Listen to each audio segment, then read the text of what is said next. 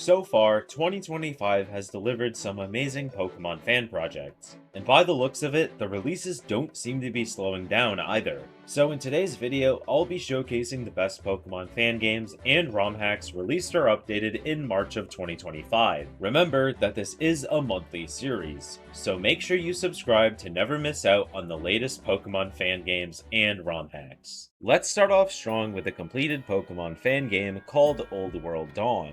This game is quite unique compared to many others I've played, so let's first talk about the story. You're a student with a pretty normal life, other than the fact that you live in the floating city of Celestia. But on your first day to class, you'll meet a strange creature that calls herself Net. From there, your life kind of takes a turn, as a primal entity that put the whole universe in trouble has been freed from its confinement, and the world is once again under threat from the power of the Void. You'll go on an adventure around the world in an attempt to save it. I'll certainly say that the story is entertaining, as I rarely found myself bored of it, but I will say that it can be easily confusing, because there is a lot of lore and new characters being dumped onto you pretty quickly. But the world in this game is absolutely massive, as it's separated into 5 different regions. And I say that with quotation marks, because while they aren't the same size of your average region, they do have their own unique people, Pokemon, and biomes. So there are a ton of areas to explore, and you aren't going to find yourself often walking through one that feels super similar to the last, especially when you get into the latter half of the game. Onto the gameplay, there's a pretty big roster of Pokemon available from the first 8 generations, and the variety was good enough to where I found myself easily able to build a balanced team of 6 before any of them reached level 20. But the Pokemon battles in this game were pretty interesting. First of all, there are gyms, but to my knowledge, they're almost entirely optional, as you'll have much bigger issues to handle in the world. But the main story battles come packed with tons of different gimmicks, including being able to control your allies' Pokemon in multi-battles. Pokemon are also incredibly easy to train, thanks to the EXP and a lot of optional trainers to battle. I don't want to spoil all of its features, but Pokemon Old World Dawn is probably one of the most unique fan games I've played that doesn't abandon the turn-based combat system. The only thing I had to criticize was the character art. I don't want to call it bad, and its quality didn't bother me, but it's definitely not an accurate representation of how good the rest of the game is. So if you plan to give it a try, I hope the art isn't something that you'll choose to abandon it over. Now, I'm sure many of you watching don't look back on the 8th generation games very fondly, and even if you do, I'm sure you came out of them still feeling like something was missing. Thankfully, fan game developers don't fail to deliver, with a beautiful 2D remake called Pokemon Royal. In this game, you'll travel through Galar once again, on a goal to take down the region's 8 gym leaders. But I'm sure you're immediately wondering, what separates this game from the official ones? Well, a lot actually, especially on the gameplay side. First of all, the region has been completely transformed, with a brand new overworld art style inspired by the 5th generation games. The world feels very alive, as you'll find people in Pokemon traveling, working, or even just playing about on the various routes and town streets you'll be traveling. But best of all, just like the Generation 8 games, you'll find wild Pokemon running around in the overworld, rather than randomly attacking you in the tall grass. Not only does this give the world more life, but it also makes putting together your team a very fun and easy process.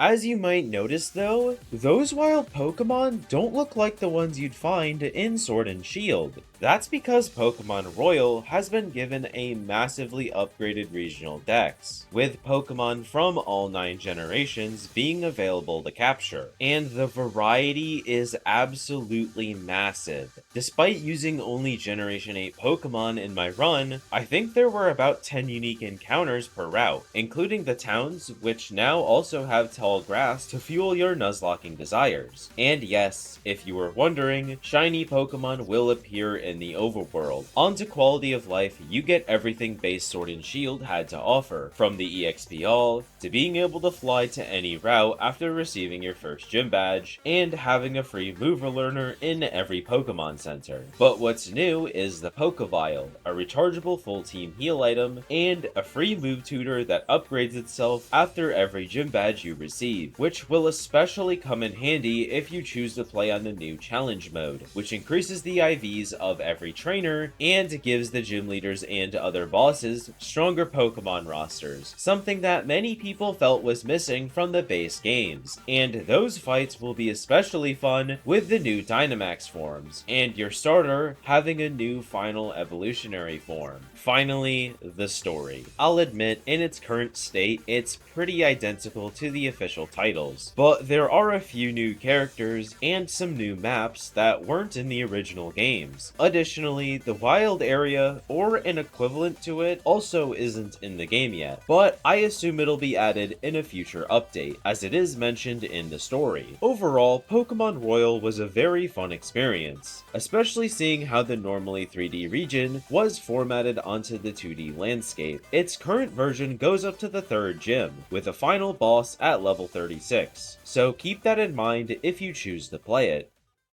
Over the last year, I've kind of been obsessed with a Pokemon MMO called PokeEngine. It has a ton of content across its multiple regions, and a plethora of Fakemon to capture, but earlier this month, it was updated with a brand new region called Ishira. Now, before we continue, how does this game work? Well, you'll first start in the hub region, where you'll be handed a Pokemon and are taken through a short tutorial on how the game's controls and other systems work. But after that, you'll be able to choose between a handful of regions to begin exploring. In this video specifically though, I'll only be talking about the newest one. In Ishira, you'll play as a trainer who just arrived in the region, and after receiving your starter, you set off on an adventure to discover the laws surrounding dimensions. The weirdness of dimensions plays a big role in the story, as rather than taking down gym leaders, you'll fight Ultra Beasts appearing from unstable rifts that have been popping up around the region. I'm going to be honest, I think the story was the weakest part about this experience, as there currently isn't much of a narrative outside of just being told where to go next. But some players might find that to be a plus, as it makes it easier to focus on the gameplay, which will sound even better when I tell you that the gameplay is very fun. First of all, if it wasn't obvious already, there are a ton of new Pokemon and regional forms to capture. As someone who did a run using only them, I can certainly say that they're all fun to battle with. They can also follow you in the overworld, all at the same time, so your adventure will feel a lot more alive. I guess the only complaint I might have is the quality of the Fakemon did vary pretty hard, but that's not too big of a deal thanks to the very pretty battle UI and battle backgrounds. Ishira even includes a few extra quality of life features, such as the EXP All that you can toggle on and off in the pause menu, and a free mover learner in your party screen. Overall, Ishira was definitely an enjoyable experience that I'm certainly looking forward to continuing in the future, as its current version will take you to a final level cap of 26. Up next, we have Pokemon Unity, another fan game that takes you through a new story in a new region. But before your adventure begins, you'll be taken through a quick intro segment that tells a story about 3 type Knolls. One that was raised by a trainer, one that was stolen, and another that was lost in a terrible rainstorm. But after that, you'll awaken in a forest with no memory of who you are or where you came from. You'll quickly befriend a trainer passing through the area, and after helping them deal with some criminals, you're then tasked with traveling the region to collect all 13 gym badges and become strong enough to take down the game's antagonist group. I think the highlight of Unity would be the story. The characters are all pretty likable, and it was told without using an obnoxious amount of dialogue. What stood out to me the most about it was definitely the mystery of the player's amnesia, and how it could potentially be connected to the game's intro segment. Now, onto the gameplay. Unity does have a pretty interesting gimmick, and that's its roster of Pokemon being entirely monotype. So basically, no dual-type Pokemon. I know that might immediately turn off some of your interests to play it, but I honestly didn't mind it too much, even as someone who prefers dual-type Pokemon. Other than that though, the gameplay was pretty grounded, no extra gimmicks or field effects. The difficulty, however, is certainly higher than your average fan game, with every gym leader having 6 Pokemon, and every other boss trainer having defined movesets. It's not too hard, as you likely won't be spending more than 2 to 3 attempts on a boss fight, although I did feel the need to bring at least 3 Pokemon that countered the type of the gym I was up against. But building multiple teams shouldn't feel like too much of a daunting task, thanks to the EXP all you get in a second town, and a pretty overwhelming number of optional trainers. But one thing I do need to provide criticism for is that the pre-Gym 1 segment of the game is kind of a chore to get through. You're forced to navigate your way through a massive cave, and there isn't anywhere to buy repels or extra potions before that. The rest of the game doesn't really have any other moments like that, but I still felt the encounter rates were pretty high in a lot of areas. So I do hope the developer resolves those issues, as it's something that could easily get players to drop the game incredibly quickly. Other than that, I personally found the game to be a pretty fun experience, even though I didn't feel it had anything unique to offer on the gameplay side. Its current release will take you to the 4th gym, with a final level cap of 40, so keep that in mind if you choose to play it.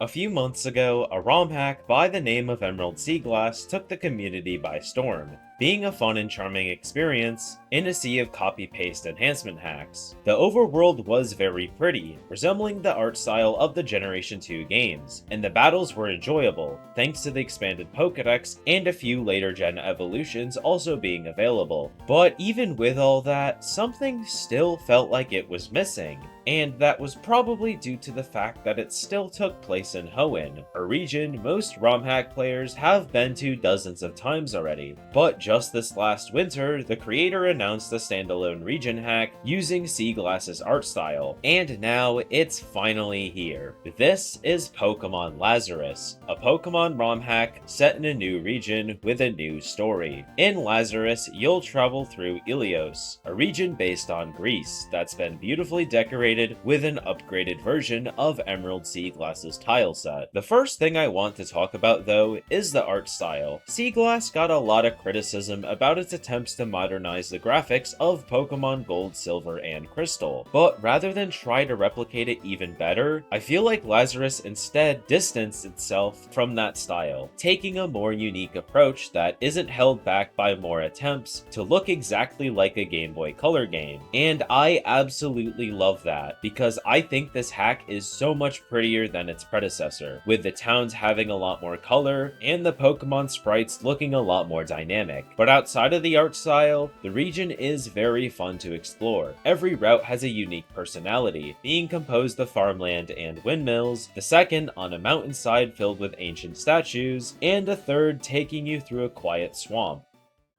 As fun as exploration is, the gameplay gets even better on the Pokemon side. The Pokédex consists of 400 Pokemon from all 9 generations, including canon regional forms such as Hisuian Growlithe and Paldean Wooper. You'll find team building to be incredibly easy though, since Pokemon will appear right in the overworld for you to encounter. But due to the limitations of the GBA, you can of course still find them by just running through the tall grass. You'll also get the EXPL and Dexnav pretty early into the game. As for the difficulty, you can choose between normal or hard mode. Normal mode is about on par with the mainline Pokemon games, allowing you to progress through the game pretty smoothly using whatever team you want. Hard mode, however, kicks the difficulty up a notch, with hard level caps and bosses having higher level Pokemon that'll also be given more coverage options. And if it couldn't get any better, you can even input passwords at a computer in the starting town's Pokemon lab. This includes passwords that give 1,000 rare candies, enable 100% catch rate on every Pokemon, gift you 3 extra starters, and so much more that you can view right in the documentation that comes with the hack. One thing I do have to make note of is that the story felt pretty lackluster. It wasn't bad, but it just didn't feel like it had anything to it, other than being tasked with challenging the gym leaders. But other than that, Lazarus is shaping to be an incredible ROM hack, with a full release planned for the end of this year. But if you're itching to play it right now, the current demo will take you to the 3rd gym leader. Now, let's dive into some honorable mentions, projects that are a bit smaller in their current state, but still deserve a place in this video, starting with a ROM hack by the name of Fury Red, that replaces the decks of Fire Red with Mario characters. They all have their own unique movesets, types, abilities, and stats, so it will feel like you're playing with a completely new Pokemon. It uses the complete Fire Red upgrade as a base, so you will be playing with the battle mechanics from the 8th generation games. As fun as it was to use the Fakemon, the map and story are pretty much unchanged from the base games. I do understand that this is just a deck swap hack, but playing through Fire Red Kanto for the 100th time is just a bit demotivating, so keep that in mind if you choose to play it. Next up is Pokemon Myth 2, a sequel to Pokemon Myth. Now, I never got around to playing the first game, but I will say that I don't think I needed to play it in order to understand this one. The introduction to the story is pretty ordinary. You're a brand new trainer who just received their first Pokemon, on a journey to collect 8 gym badges. The biggest compliment I have to give to this game would be the visuals. The world is very pretty, put together with an enhanced Generation 3 art style. All the interfaces also look incredible, and it's very obvious the developers really care about visual quality. But above all else, Myth 2 features a wide variety of new Pokemon. I found all their designs to be very unique, and none of them disappointed with their moveset variety. I do have some criticism to voice about the gameplay though. First of all, the wild encounter rates feel pretty high, especially in the caves. This wasn't too big of an issue with the early game maps, but as it progresses, I could easily see this becoming nothing more than something that just frustrates the player. Secondly, I can't say I like the idea of putting cool Fakemon, or really any Pokemon, as a 1% encounter rate. I can see how that could make them seem more special due to their rarity, but I also feel like it would be better to just have it locked behind a side quest or a hidden area, rather than forcing the player to spend 20 minutes running back and forth to acquire it. But I definitely think the game has potential to be really good, so I hope the developers take my feedback into account. If you're wondering why it sits in the honorable mentions segment, that's because it's currently only a tech demo that's missing quite a bit of Pokemon sprites and only goes up to the 2nd gym, so keep that in mind if you choose to play it. If you've been a Pokemon fan for long enough, I'm sure you've stumbled across one of those fan-made region concepts. Whether it be on Instagram or YouTube, they're filled with tons of new Pokemon, beautiful region maps, and interesting characters. But at the end of the day, most of us are just left wishing they could be playable. But now, after 5 years, one finally is. This is Pokemon Swirling Seasons, a fan game inspired by the YouTuber Lockston's Cascade region series. It's a beautiful project with routes and towns assembled using mostly custom tiles that are brought to life even further with a plethora of original soundtracks. The Fakemon are incredibly well sprited, and extremely fun to use in battle with the amount of new moves available. As much fun as I had with the demo, I don't want to spend too much time talking about it, as it's only about an hour and a half long. But before you walk away, I did want to answer a question that everyone is going to be asking. How is there just a 90-minute demo after 5 years of development? Well, other than just slapping you with the "this is a passion project" answer, it's mostly because all of the back-end work, such as Pokemon sprites, Pokemon stats, and programming for new moves and abilities, is completely finished, meaning that more releases should come quicker. But I was very impressed with what I played, and as much as I know many of you don't want to invest time in a 90-minute demo, I highly suggest at the very least joining their Discord and following the project.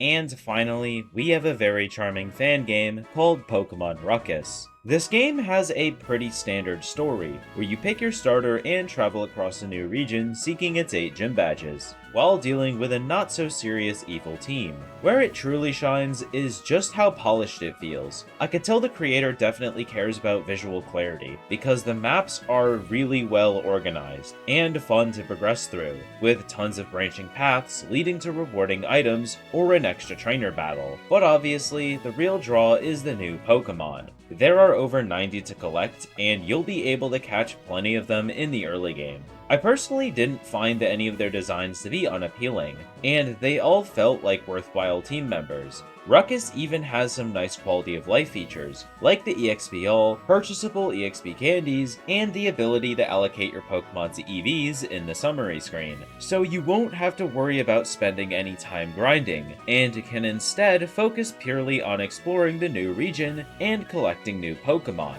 But Ruckus is currently only a 2-gem demo, so I highly recommend at least keeping your eye on it, as its quality is only going to go up as development continues. But that's going to wrap up this video. Thank you again to my channel members for supporting me along this journey, and of course, I hope you all watching have a nice rest of your day.